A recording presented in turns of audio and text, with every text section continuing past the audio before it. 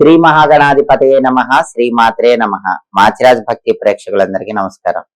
ఫిబ్రవరి 21వ తేదీ నుంచి ఫిబ్రవరి 28వ తేదీ వరకు మేషాది ద్వాదశ రాశులకి రాశి ఫలితాలు ఎలా ఉంటాయో, అలాగే ఏ గ్రహాలు అనుకూలిస్తాయో, ఏ గ్రహాలు వ్యతిరేకంగా ఉన్నాయో, వ్యతిరేక గ్రహాల అనుకూలత కోసం పాటించాల్సిన పరిహారాలు ఏంటో, ఏ దేవీ దేవతల ఆలయ దర్శనం చేయాలో, ఎలాంటి మంత్రాలు జపించుకోవాలో, ఎటువంటి స్తోత్రాలు చదువుకోవాలో, గోమాతకు ఎలాంటి ఆహారం తినిపించాలో, ఎలాంటి దానాలు ఇవ్వాలో, ఫిబ్రవరి 21 నుంచి ఫిబ్రవరి 28 వరకు ద్వాదశ రాశులకి రాశి ఫలితాలు ఎలా ఉన్నాయో ఈ వీడియోలో మనం తెలుసుకుందాం. తదుపరి మీనరాశి. మీనరాశి వాళ్ళకి ఫిబ్రవరి 21వ తేదీ నుంచి ఫిబ్రవరి 28వ తేదీ వరకు గ్రహాల సంచారాన్ని, రాశి ఫలితాలను పరిశీలిస్తే రవి 12వ ఇంట్లో వ్యతిరేక ఫలితాలు ఇస్తున్నాడు.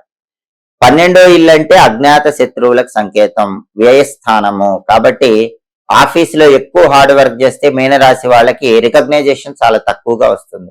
అజ్ఞాత శత్రువులు ఆఫీసులో పెరుగుతారు. మీ వెనక గోతులు తీసేవాళ్ళు, అలాగే పైకి మిమ్మల్ని విమర్శించే వాళ్ళు కూడా పెరుగుతారు. అలాంటి వాళ్ళ గురించి పెద్దగా ఆలోచించకుండా రహస్య శత్రువులను తెలుసుకుంటూ ఆఫీసులో వ్యవహరించండి. మీరు ఎంత కష్టపడ్డా ఆఫీసులో ఫలితం రావటం కొంచెం ఆలస్యం అవుతూ ఉంటుంది. అలాగే 12లో రవి వ్యతిరేకంగా ఉన్నాడు కాబట్టి తండ్రి వైపు బంధువులతో జాగ్రత్తగా ఉండాలి. రాజకీయాల్లో ఎంత కష్టపడ్డా రావాల్సిన రికగ్నైజేషన్ పెద్దగా కనిపించదు. అగ్రికల్చర్ ఫీల్డ్ లో కూడా కొన్ని ఒడిదుడుకులు ఉంటాయి. 12వ ఇంట్లో రవి ఇచ్చే వ్యతిరేక ఫలితాలు ఇవన్నీ కూడా తొలగిపోవాలంటే నానబెట్టిన గోధుమలు బెల్లంతో కలిపి ఆవుకు పెట్టాలి. కేజింబావు గోధుమలు ఎర్ర వస్త్రంలో మూటగట్టి బ్రాహ్మణుడికి దానం ఇవ్వాలి. ప్రతిరోజు కూడా ఓం సవిత్రే నమః మంత్రం 12 సార్లు చదవాలి. అష్టాక్షరి మంత్రము లేదా ద్వాదశాక్షర మంత్రం చదివినా కూడా అద్భుత ఫలితాలు కలుగుతాయి. కానీ ఆదిత్య హృదయము, సూర్యాష్టకం చాంటింగ్ వింటే కూడా విశేషంగా 12వ ఇంట్లో రవి ఇచ్చే వ్యతిరేక ఫలితాల నుంచి బయటపడచ్చు. అలాగే బుధుడు 12వ ఇంట్లో వ్యతిరేకంగా ఉన్నాడు. మీనరాశి వాళ్ళకి బుధుడి బలం కూడా లేదు. వ్యయంలో బుధుడు ఉన్నాడు. వ్యయంలో ఏ గ్రహం ఉన్నా వ్యతిరేక ఫలితాలే ఇస్తుంది. వ్యయం అంటే 12వ స్థానం. 12వ స్థానంలో బుధుడు ఉన్నాడు కాబట్టి విద్యార్థులు బాగా హార్డ్ వర్క్ చేసి ఎగ్జామ్స్ రాస్తారు. కానీ రావాల్సిన ర్యాంక్ అంటే కొంచెం తక్కువ ర్యాంక్ వస్తుంది. నిరుత్సాహపడకుండా ముందడుగు వేసే ప్రయత్నం చేయండి. వ్యాపారస్తులు బాగా హార్డ్ వర్క్ చేస్తారు, కానీ రావాల్సినంత లాభాలు వ్యాపారంలో కనిపించవు. నిరుద్యోగులు బాగా హార్డ్ వర్క్ చేస్తారు, కానీ క్వాలిఫికేషన్ తగిన జాబ్ రావటం కష్టం అవుతూ ఉంటుంది. ఎందుకంటే బుధుడు వ్యయంలో ఉన్నాడు. ఈ దోషం పోవాలంటే నానబెట్టిన పెసలు ఆవుకు పెట్టాలి. కేజింబావు పెసలు ఆకుపచ్చ వస్త్రంలో కట్టి పంతులు గారికి దానం ఇవ్వాలి. బుధుడికి అధిష్టాన దైవం గణపతి కాబట్టి గణపతికి సంబంధించినటువంటి వక్రతుండాయ హుం అనే మంత్రాన్ని రోజు 21 సార్లు చదవాలి. సంకటనాశక గణేష స్తోత్రం చాంటింగ్ వినాలి. అప్పుడు బుధుడిచ్చే వ్యతిరేక ఫలితాల నుంచి మీనరాశి వాళ్ళు బయటపడచ్చు. అలాగే శుక్రుడు 12వ ఇంట్లో వ్యతిరేక ఫలితాలు ఇస్తున్నాడు. శుక్రుడు కూడా వ్యయంలోనే ఉన్నాడు. మనీ ఎక్స్పెండిచర్ ఎక్కువ అవుతుంది. కాబట్టి మీనరాశి వాళ్ళు రూపాయి ఖర్చు పెట్టేటప్పుడు 10 రూపాయలు ఖర్చు పెడతారు కాబట్టి డబ్బు ఖర్చు విషయంలో జాగ్రత్తగా ఉండాలి. కళారంగంలో సాధారణ ఫలితాలు ఉంటాయి. వైఫ్ అండ్ హస్బెండ్ రిలేషన్ కూడా అంతంత మాత్రంగానే ఉంటుంది. టెక్స్టైల్, లేడీస్ ఎంపోరియం, బొటిక్ లాంటి వ్యాపారాల్లో పెద్దగా లాభాలు కనిపించవు. వ్యయంలో శుక్రుడు ఇచ్చే వ్యతిరేక ఫలితాలు పోవాలంటే నానబెట్టిన అలసందలు అంటే నానబెట్టిన బొబ్బర్లు ఆవుకు పెట్టాలి. కేజింబావు అలసందలు తెల్ల వస్త్రంలో మూటగట్టి బ్రాహ్మణుడికి దానం ఇవ్వాలి. శ్రీమాత్రే నమః అనే లలితామ్మవారి మంత్రం రోజు 21 సార్లు చదువుకోవాలి. లలితా సహస్రనామ స్తోత్రం చాంటింగ్ వినాలి. అప్పుడు వ్యయంలో శుక్రుడిచ్చే వ్యతిరేక ఫలితాలు తొలగిపోతాయి. కుజుడు మాత్రం 11, 12 స్థానాల్లో సంచారం చేస్తున్నాడు. మొదటి 2 రోజులు 11వ సంచారం, తర్వాత 6 రోజులు 12వ సంచారం కుజుడు చేస్తున్నాడు. అంటే ఫిబ్రవరి 21, 22 తేదీల్లో మాత్రం ప్రాపర్టీ కొనటానికి కానీ అమ్మటానికి కానీ మీనరాశి వాళ్ళకి బ్రహ్మాండంగా బలం ఉంది. 21, 22 తేదీల్లో ప్రాపర్టీ కొంటే తక్కువ రేటుకే కొనుక్కుంటారు. ప్రాపర్టీ అమ్మితే మంచి రేటుకి అమ్ముకోగలుగుతారు. రియల్ ఎస్టేట్ లో జాక్పాట్ తగులుతుంది. అలాగే ప్రధానంగా కుజుడు మొదటి 2 రోజుల్లో 11వ స్థానంలో ఉన్నాడు కాబట్టి అప్పులు తీర్చగలుగుతారు. బ్యాంకు లోన్లు శాంక్షన్ అవుతాయి. సోదరులతో ఉన్న డిస్ప్యూట్స్ క్లియర్ అయిపోతాయి. ఇవన్నీ కూడా ఫిబ్రవరి 21, 22 తేదీల్లో జరుగుతాయి. 23వ తేదీ నుంచి 28వ తేదీ వరకు మాత్రం కుజుడు బాలేడు. 12వ ఇంట్లో వ్యయంలో ఉన్నాడు. నరదిష్టి ఉంటుంది, కనుదిష్టి, ఎదుటి వాళ్ళ ఏడుపు, నెగిటివ్ ఎనర్జీ ఇవన్నీ కూడా 23 నుంచి 28 మధ్యలో మీనరాశి వాళ్ళకు ఉంటాయి. ఆ సమయంలో నరసింహస్వామి ఆలయ దర్శనం చేయండి, లేదా సుబ్రహ్మణ్య స్వామి ఆలయ దర్శనం చేయండి. రోజు లక్ష్మీ నృసింహ కరావలంబ స్తోత్రం చాంటింగ్ వినండి, లేదా సుబ్రహ్మణ్య కరావలంబ స్తోత్రం చాంటింగ్ వినండి. సుబ్రహ్మణ్య స్వామికి సంబంధించిన ఓం గుహాయ నమః అనే మంత్రాన్ని ప్రతిరోజు 21 సార్లు చదవటం, అలాగే నరసింహస్వామికి సంబంధించిన ఓం నమో నారసింహాయ మంత్రం 21 సార్లు చదవటం చేయండి. ఇవి చేసుకుంటే ఫిబ్రవరి 23 నుంచి 28 మధ్యలో కుజుడిచ్చే వ్యతిరేక ఫలితాలు తొలగింపజేసుకుని అనుకూల ఫలితాలు పొందవచ్చు. ప్రధానంగా మీనరాశి వాళ్ళకి గ్రహాల బలం గొప్పగా లేదు. రవి వ్యయంలో ఉన్నాడు, బుధుడు వ్యయంలో ఉన్నాడు, శుక్రుడు వ్యయంలో ఉన్నాడు. 3 గ్రహాలు మేజర్ గా వ్యయ స్థానంలో ఉన్నాయి కాబట్టి ఈ పరిహారాలు చేసుకుంటే వ్యయ స్థానంలో ఉన్న గ్రహాల అనుకూలత పెంపొందింపజేసుకోవచ్చు. అలాగే కుజుడు కూడా మొదటి 2 రోజులు బాగున్నప్పటికీ తర్వాత 6 రోజులు బాలేడు కాబట్టి కుజుడికి సంబంధించిన పరిహారాలు కూడా చేసుకోవాలి. ఈ పరిహారాలు చేసుకుంటే మీన రాశి వాళ్ళు వ్యతిరేక ఫలితాలు తొలగింపజేసుకొని అనుకూల ఫలితాలు అందిపుచ్చుకోవచ్చు. ఫాల్గుణ మాసం విష్ణుమూర్తికి చాలా ఇష్టమైన మాసం. ఫాల్గుణ మాసంలో ఎవరైనా సరే ప్రతిరోజు కూడా విష్ణుమూర్తిని పూజించి పాలు నైవేద్యం సమర్పించినట్లయితే విష్ణుమూర్తి అనుగ్రహం వల్ల ఆర్థిక ఇబ్బందులు తొలగిపోతాయి. వృత్తిపరంగా మంచి పురోభివృద్ధి ఏర్పడుతుంది. దీన్ని పయోవ్రతం అనే పేరుతో పిలుస్తారు. అలాగే ఫాల్గుణ మాసాన్ని సర్వదేవతల సమారాధనల మాసం అంటారు. అంటే అందరి దేవతల అనుగ్రహము పొందటానికి ఉపయోగపడే మాసం ఫాల్గుణ మాసం. ఈ మాసంలో కొన్ని దానాలు ఇస్తే అద్భుత ఫలితాలు కలుగుతాయి. అన్నదానం చాలా మంచిది, జన్మజన్మల పాపాలు పోగొడుతుంది. ఫాల్గుణ మాసంలో ధనలాభం కలగాలంటే వస్త్రదానం చేయాలి. వస్త్రదానం కూడా విశేషమైన శుభ ఫలితాలు ఇస్తుంది. గోదానం చేస్తే అద్భుతం.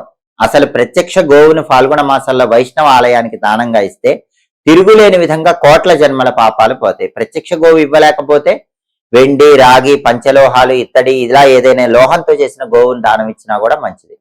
అన్నదానం, వస్త్రదానం, గోదానం వీటిలో ఏ దానం ఇచ్చినా ఫాల్గుణ మాసంలో అమోఘమైనటువంటి శుభ ఫలితాలు కలుగుతాయి. అలాగే ఫాల్గుణ మాసంలో శుక్లపక్షంలో వచ్చే తదియ రోజు శివపార్వతులను పూజిస్తే సంవత్సరం పాటు శివపార్వతుల అనుగ్రహం ఉంటుంది. ఈ మాసంలో పుత్ర గణపతి వ్రతం అని ఒక ప్రత్యేకమైన వ్రతం చేసుకుంటారు. చాలా గొప్ప వ్రతం. ఎవరికైనా ఆడపిల్లలే ఉండి మగపిల్లలు పుట్టక ఇబ్బంది పడుతూ ఉంటే వాళ్ళందరూ కూడా ఫాల్గుణ మాసంలో శుక్లపక్షంలో వచ్చే చవితి రోజు పుత్ర గణపతి వ్రతం చేస్తారు.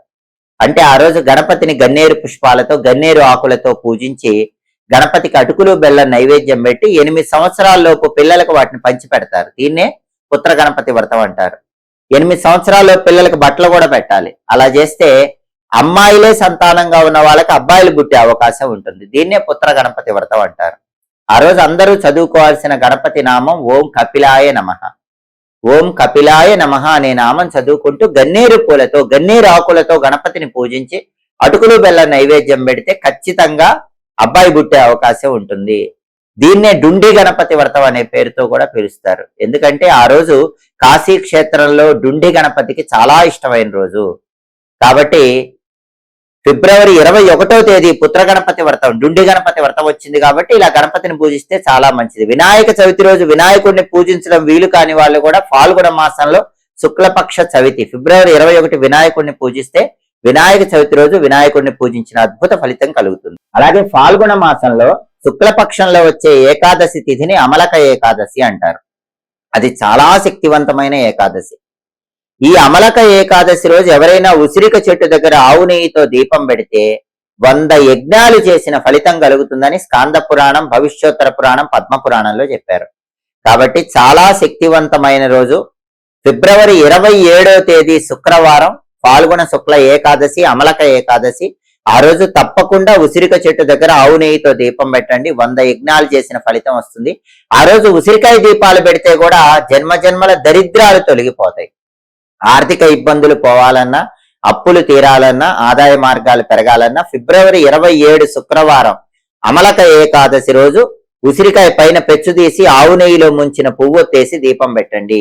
ఈ ఉసిరిక దీపాలు వెలిగిస్తే చాలా మంచిది. లేదా ఉసిరికాయలు దానం ఇవ్వండి, పండ్లు దానం ఇవ్వండి. ఉసిరికాయలు, పండ్లు దానం ఇచ్చినా కూడా అమలక ఏకాదశి రోజు తప్పకుండా ఆర్థిక ఇబ్బందుల నుంచి తొందరలోనే బయటపడచ్చు. ఫాల్గుణ శుక్ల ద్వాదశిని నృసింహ ద్వాదశి అంటారు. అది ఫిబ్రవరి 28వ తేదీ వచ్చింది. ఫిబ్రవరి 28 శనివారం నృసింహ ద్వాదశి. ఆ రోజు ఒక్క మనిషికి అన్నదానం చేస్తే 1000 మందికి ఏకకాలంలో అన్నదానం చేసిన ఫలితం కలుగుతుంది. అంతటి శక్తి నృసింహ ద్వాదశికి ఉంటుంది. అలాగే ఫాల్గుణ శుక్ల ద్వాదశి, నృసింహ ద్వాదశి ఫిబ్రవరి 28 శనివారం రోజు గోవింద నామాన్ని వీలైనన్ని సార్లు చదువుకోండి. అలా చదువుకుంటే గోవిందుడు అనే పేరుతో ఉన్న విష్ణుమూర్తి అనుగ్రహం వల్ల అన్ని రకాలైన దుఃఖాలు, బాధల నుంచి సులభంగా బయటపడవచ్చు.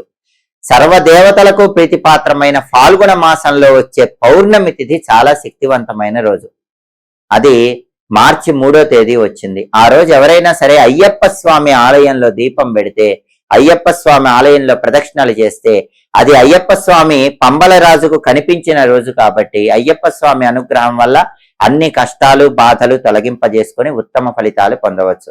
ఎవరైనా సరే ఫాల్గుణ మాసంలో పరమేశ్వరుడికి ఆవు పెరుగు, ఆవు నెయ్యి, తేనె ఈ 3 ద్రవ్యాలతో నెలంతా అభిషేకం చేస్తే 90 రోజుల్లో సకల సంపదలు కలుగుతాయని నారద పురాణంలో చెప్పారు. కాబట్టి సకల సంపదలు 90 రోజుల్లో రావాలంటే ఫాల్గుణ మాసంలో ఆవు పెరుగు, ఆవు నెయ్యి, తేనె ఈ 3 ద్రవ్యాలతో మీ ఇంట్లో ఏ శివలింగం ఉన్నా ఆ శివలింగానికి అభిషేకం చేసుకోండి. శివుడికి, విష్ణుమూర్తికి, లక్ష్మీదేవికి ప్రీతిపాత్రమైన మాసం ఫాల్గుణ మాసం. ఈ మాసంలో ఈ విధి విధానాలు పాటించండి. సమస్త శుభ ఫలితాలను సిద్ధింపజేసుకోండి.